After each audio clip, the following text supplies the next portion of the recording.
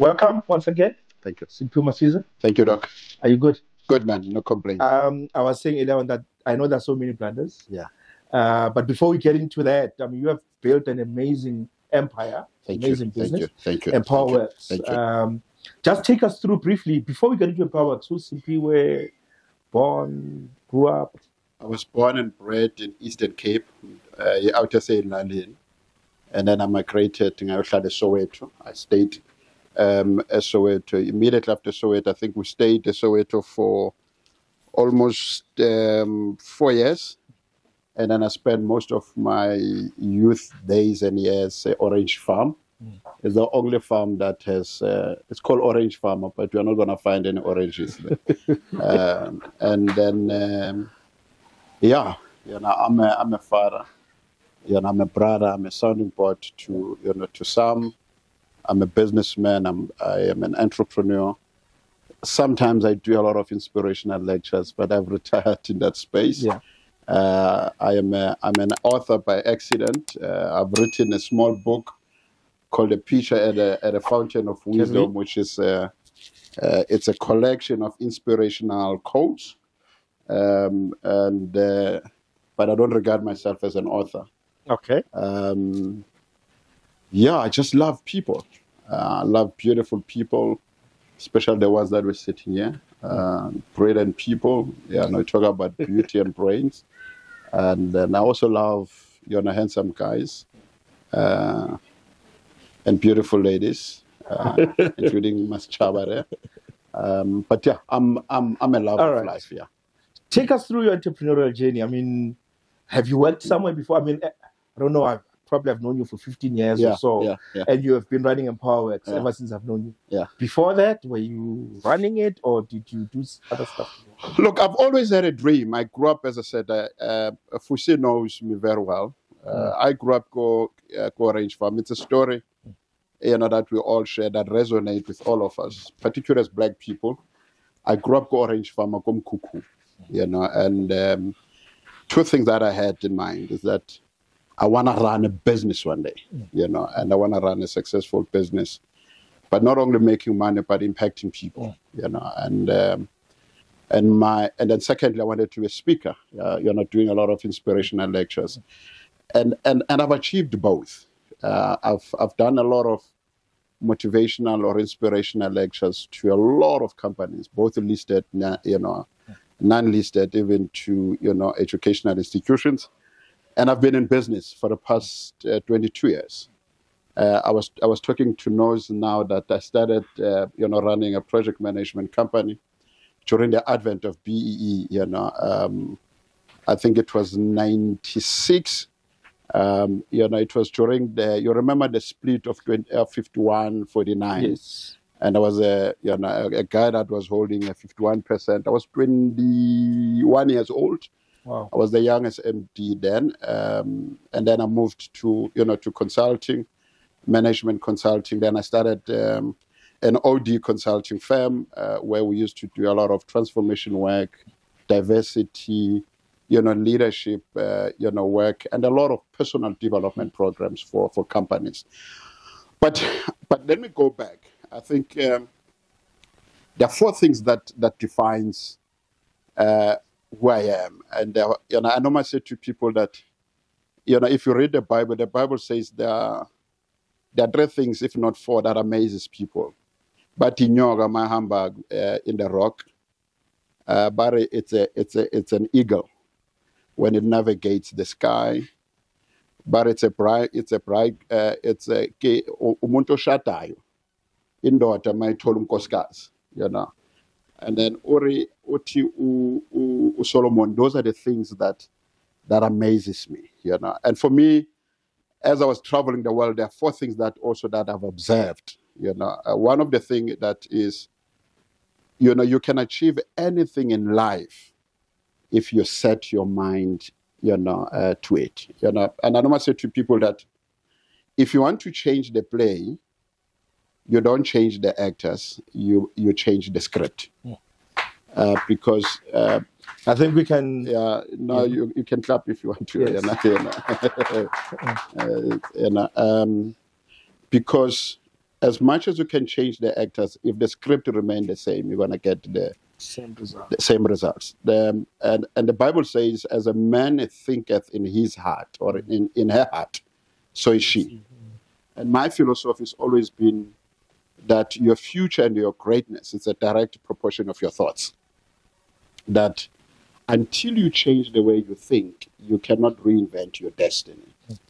And as early as when I was 18 years, I knew that if I want to shift my destiny, I must have what I call a paradigm shift. Once I change the way I can that is number one. Number two is there's something that is called a butterfly effect.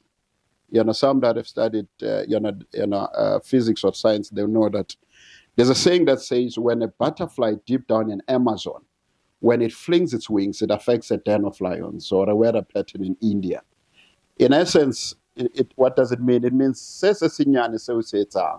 has a direct impact to your destiny. And that's why the Bible says, don't despise the days of small beginnings.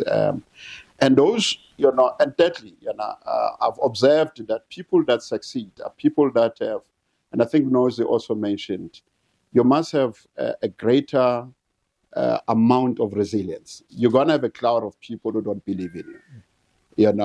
Some of the people are people that you grow up with. Some of the people are people that are in your family. But you must always, particularly if you have discovered that you are not a coincidence, you are a God incidence, and you are born for greatness. And I know I say to people that even in winter, you don't burn your furniture, to make fire, because it's a question of you having the resilience that, as Robert Schuller was saying, that tough times never last, but tough people do last. And those are the, some of the things that has, they've been part of my philosophy, and some of my observations is there are things that in this world you must just accept. You must accept, if you're married, that you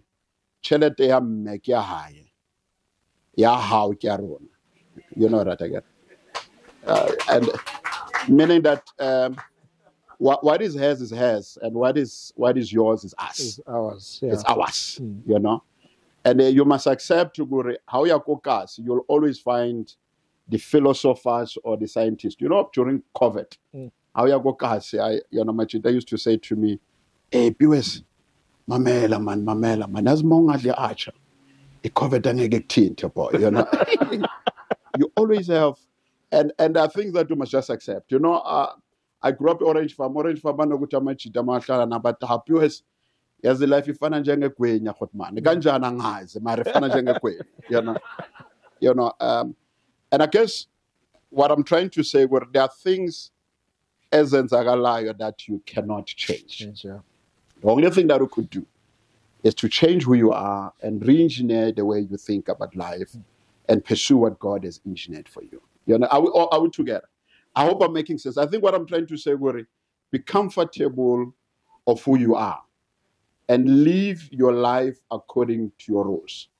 Let's accept with Machida, one day was up order, because if there are two things that are inevitable, it's aging and death. I get it? Or more border, maybe any outis of again, where is umlingana? It's immaterial. You must accept, there are things that will happen that are beyond you. What you can do, live your life according to your rules. So let's talk about your rules. One of your biggest rules is studying empowerment. Just give us a picture of, how did you come about studying it and the highlights. And I'm sure there are many of empowerworks. When you look at it and you said, God, this is good. For me, the biggest highlights, and I can tell you now, is when you hire somebody as a receptionist, and then they evolve and become a GM, or you find somebody go in the pub like this, who's a waiter, and then you hire the person and she becomes a digital lead.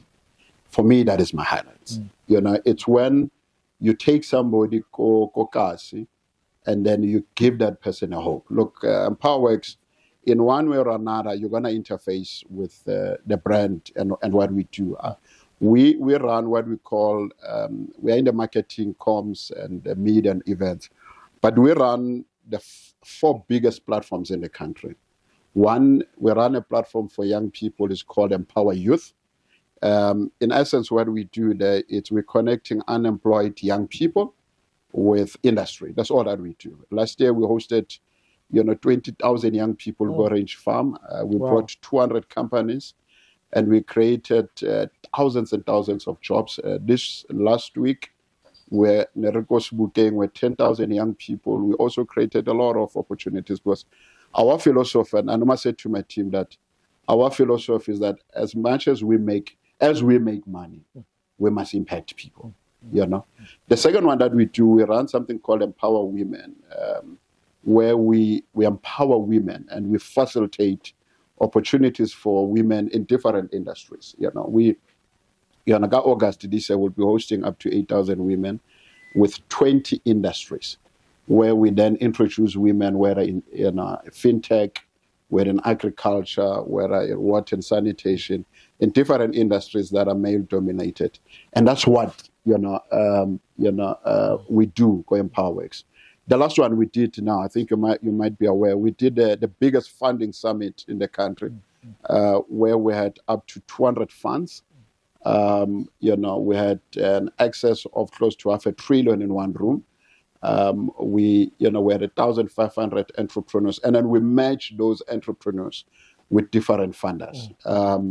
And it's the first in the country. It has never been done. If there's always, and we have exposed some of our entrepreneurs to different funding options, whether it's ESD, whether it's VC or venture capital, whether it's private equity, DFIs and all that. And people, how about Kuwada? They were saying this has never been done because we curated those experiences. We're doing something for men now. We hosted, I think, 2 weeks ago. Was it 2 weeks ago? Yeah. We had close to 2,500 men in one room talking about men issues. Because men are broken, ladies. We are broken when we are hurting. And we need to accept Machit. I know that but the tigers don't cry. But I mean, I'm no call among to this cat. On this cat, you must call no one. But we do those 4 platforms. And that is some of the things that inspires me. Yeah, and I think, we need to give you flowers for what you have achieved. Thank you so much. And the impact that you continue to have even today. And I think, speaking for myself, it's quite phenomenal. Thank you. And it's inspiring to see. I think we can give him a round of applause. But, it sounds, as you talk about it, I was from Soweto, Range Farm, started EmpowerWorks, here we are. But we know that's the truth, but that's not the entire truth. There's moments where you second guess yourself. There's moments where you were like, what am I thinking? And we don't get to see those moments. We get to see you coming out there, all smiles. It's always smiling, laughing, But we know that there are times where you close the door and you were like, how am I going to make salaries or rent? Please indulge us on those moments that chances are you have never shared with anyone. Look, my story is open. I was bankrupt 3 times. I went, from a mansion to a room, a mansion to a room, a mansion to a room. Let's go through each one of them.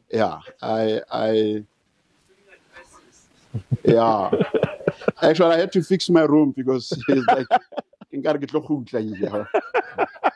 but the devil and his mother-in-law is a lie. I'm not going to go back to that room. Okay. But what when I started in business, I started when I was, I was an MD or running a business. I was 22 years, and I don't think I was, I was prepared and trained for that. And it comes with, ego when you're young, arrogance, recklessness, and without even diversifying your investment. I remember then from Reahona, which was a project management company. I then moved to an outdoor advertising as a CEO then.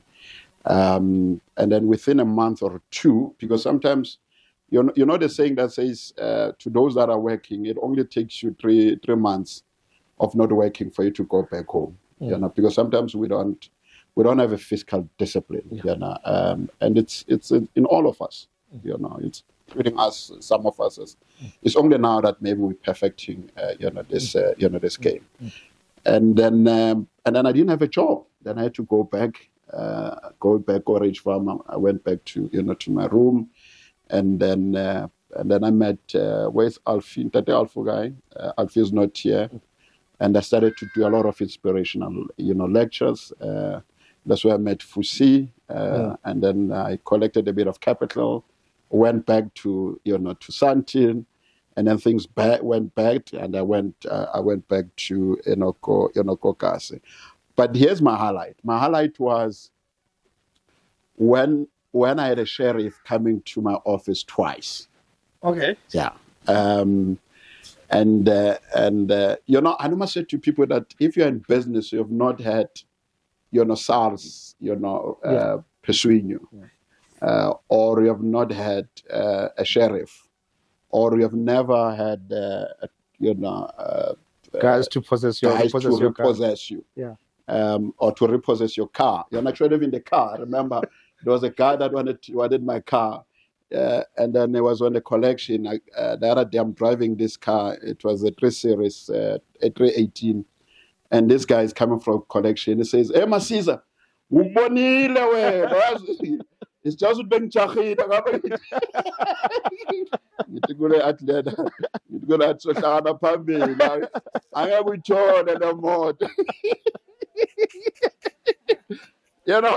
was the stories, my friends, of being an entrepreneur.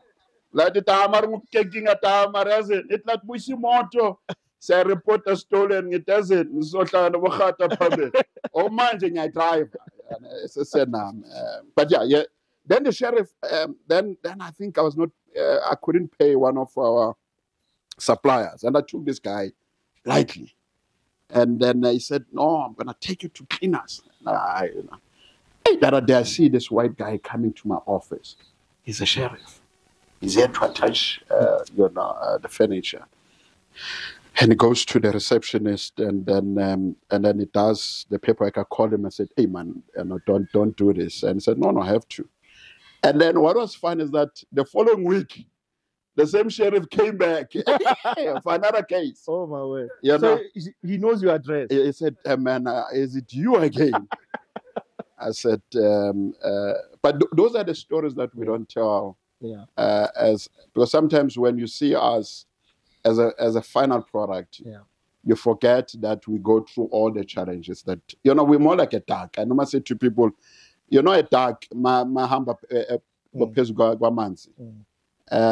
you may think with this thing is moving, flawlessly calm, and unbeknown to you, that is pedaling like crazy underneath, the water, and that's who we are as entrepreneurs. And sometimes we need to share these stories, so that people that are looking up to us, they must be aware that it's not easy to be an entrepreneur. Look, I have 30 people that are working for EmpowerWorks. And I don't have any institutional, funders. I'm the sole owner, meaning that every rand that comes in and every rand that goes out, I own it. And when it's month end, I don't want to tell my staff, I say, guys, if there's one thing that I hate month end. Because it's and those are the difficulties that we don't share. But the flip side is, sometimes I looked at what we have built as an organization, and I'm proud of myself. And I'm proud for one thing, that, if you have 30 people that works for you, and you have these platforms that we curate, which is Empower Men, Empower Women, Empower Youth, and Empower Entrepreneurs. And when you hear people waxing lyrical about how these platforms have accelerated their destinies, you're proud of yourself. I met one of the guy that in a local Orange Farm, he got a funding of 2 million, is now having an office Kosantin. There's a lady that she was our interior, lady, and then when she attended the funding summit, she had close to 20 people wanted to invest in her business because I invited her to come and pitch to the Dragon's Den. And sometimes, yes, there are challenges, but sometimes, and most of the time, is that for me, it has been an incredible journey. Wow. When you go through the depth, the sheriff is here, they've attached, taken everything. It's very easy to go into or flirt with depression, right? Yeah. Second guess yourself, think maybe this is not it. How do you come out of it? How have you come out of the depths every time you go through them? I think for me, I've always believed in one thing, that what I'm doing is a calling, and two things is that the only thing that I have is empowerment. I can't be a professor, I can't be a scientist, I can't be a data scientist. The only thing that I know, I am an entrepreneur. I can't go back and say, hello, boss, and then submitted the reports.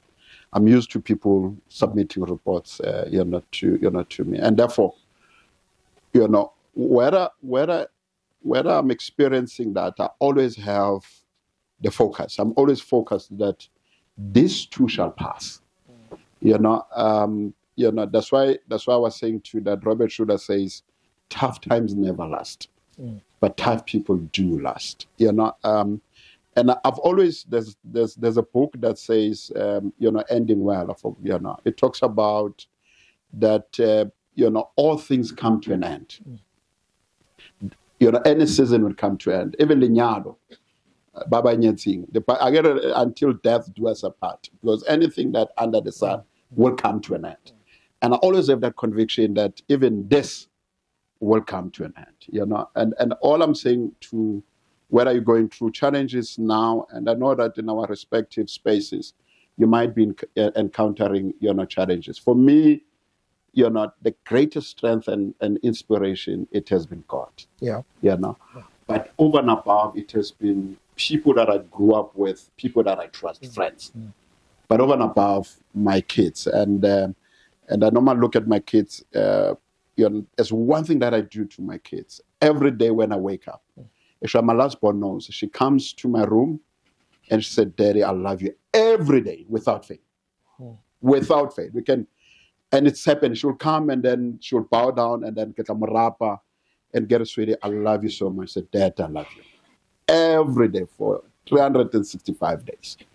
And this has been an inspiration. And when I looked at that, I said, look, I can't afford to fail. The assignment is too big for me, to fail. And that is the thing that has kept me in the midst of challenges. As I was saying to people, that you're gonna have challenges. Sometimes kunabantu abangeke bakuthande. You know that again. Awenzanga next akakuncanya. Khona abanye abangakuncanya namanje with angazi. Maybe the khona umuntu makangena uzimari lo muntu angincanya lona. And it happens. It happens, isn't it? Uthi umuntu wakumuntu man. My dear ka la high, especially manga kolom, it makes it worse. Have you seen that? Yeah. It happens to all of us. Yeah. As much as it's happening to you, vice versa, it's also happening lo and again. Kuna abantu bakubheka emali la khona mana ngincanya. Angazi nze mara ngincanya lo khona. And what I'm trying to say is that you're going to have a population of people that validates you.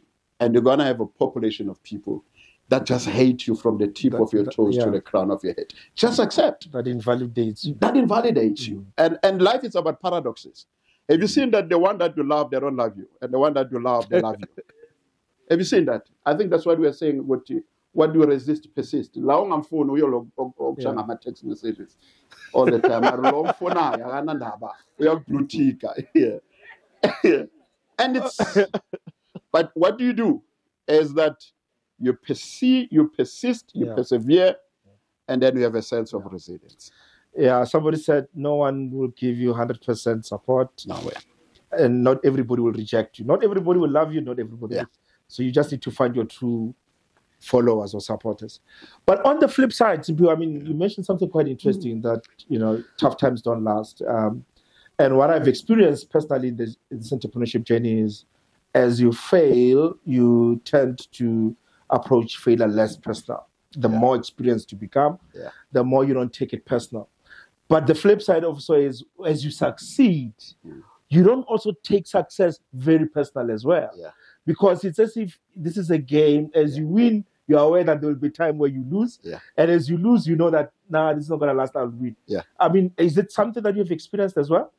You do. There's a book, I would encourage you, especially if you have time, read it. It's written, I think it's Professor Thomas. He talks up, the title is called The Crucible Experiences of Leadership. He says leadership is more like performing art. If you're a performing artist, to those who are performing artists, whether you're a golfer, whether you're a musician, he says a performing artist, and this is how it defines a performing artist, is that when they practice, they perform. And then when they perform, they practice. All together. In essence, you're not going to be perfect in what you do, because I think that's what we are talking about, the Pareto principle, that you'll always have 80. I think TDJX makes it nice, so that how you find that you love your wife, but there's a 20% missing. And then when you pursue the 20%, you realize I've left the 80% behind. Because you're not going to be perfect. And to come what we are sort of to attend, to your question. I think what I'm trying to say is learn from your failures. And I normally say to people, particularly the ones that I work with, that I want you to make as many mistakes as you can, but don't make the same mistakes. If we can agree that when you make mistakes, make new mistakes. Number two, in life, you must always attribute intelligence to your competitors. And what it does, I think that this is what you're saying, is that then you are not comfortable, you are not, I will be a mediocre, you are always reinventing yourself. Because, this opportunity on Aliona, it might be given this opportunity to somebody who's better prepared. But I think what I'm saying, just to respond in one sentence, when you succeed, or when God has blessed you, enjoy the blessings. There's something that, and I don't know if guy or people, when they're blessed, they wanna act and they are not blessed. And that's why Mudima don't get the blessings there. It's only and that who can act as if he's not blessed. Not blessed. Don't be like him. And it's the only one who got paradise. Enjoy your money. Enjoy. Go out there. How spoil it. Almost go Dubai if you can't afford. If you can afford, go New York. Yeah. For Dubai is a distant cousin, I go New York. Enjoy, and I'm sorry that I'm passionate. But sometimes there's this thing you need to be humble, some like a score. And I'm not saying you must not leave a legacy for your kids. I'm not saying you must not leave an inheritance. But when God blesses you, enjoy the sun. You can't be even it's winter. Are we all together, guys? I don't drink, but if you can afford to buy astropels, and then Sunday we go carrying rappel. But that's what I'm saying. Enjoy what God has given you. But over and above, enjoy life. Go out with friends, have fun, laugh a lot. You're gonna die one day, and you're gonna leave everything that you have worked for another man if you're out. All right. Or for another woman if you're out. But you're gonna leave. And I know I'm saying this, jokingly, but all I'm saying is live your life. You only have this life to live. What do you say to people who are saying, I want to get into business, course. I attended the Empower Entrepreneur Summit, but I'm afraid to fail. What would your advice be? Look, failure is a tapestry that cuts across. Whether you are an entrepreneur, you are a professional, you are just a human being, you're going to stumble and fail. But failure is stigmatized. But floppy, you know, you know, and the shame that comes with it. So maybe I should look for a safe way out of this thing. Yeah, but the people that succeed in life are people who are not looking for a safe net.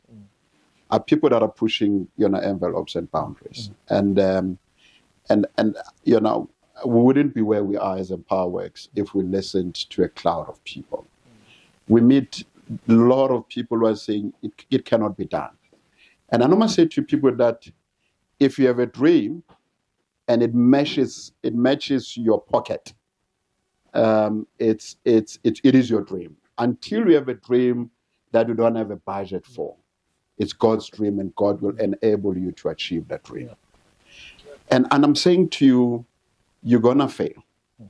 But when you fail, I think there's a saying that says, "Don't fall on your back," or "Don't fall." Sorry, fall on your back so that you could look up. Because if you could look up, you know, you can get up. But failure is a tapestry that cuts across. You know, in one way or another, you're gonna fail. But learn from your failures, correct yourself, find new ways of doing things, and stick around. I normally say to people, have a wisdom of association. Associate with people that will galvanize you to achieve what God has engineered for you. Don't associate yourself with people that will bring shame, people that are critical and cynical about you. And other people are just jealous because we have a propensity to dream, and which is something that they don't have. Last question. If you look at your career, the failures, going back to your room, coming back to Sandton, back to Orange Farm, what are the lessons, maybe 2 or 3, if you wish, what are the lessons that you have learned through this experience? If you were to advise your son, you know, on failure or just your journey itself, what would those lessons be? Okay, I think maybe 3 things. One is, I would say to my son, don't be externally defined. Be internally inspired. Don't allow a cloud of people to define your destiny, because whatever defines you in life confines you. You know, if you allow people to do that, it will confine you. But if you allow God to do that, you then become an architect of your own destiny.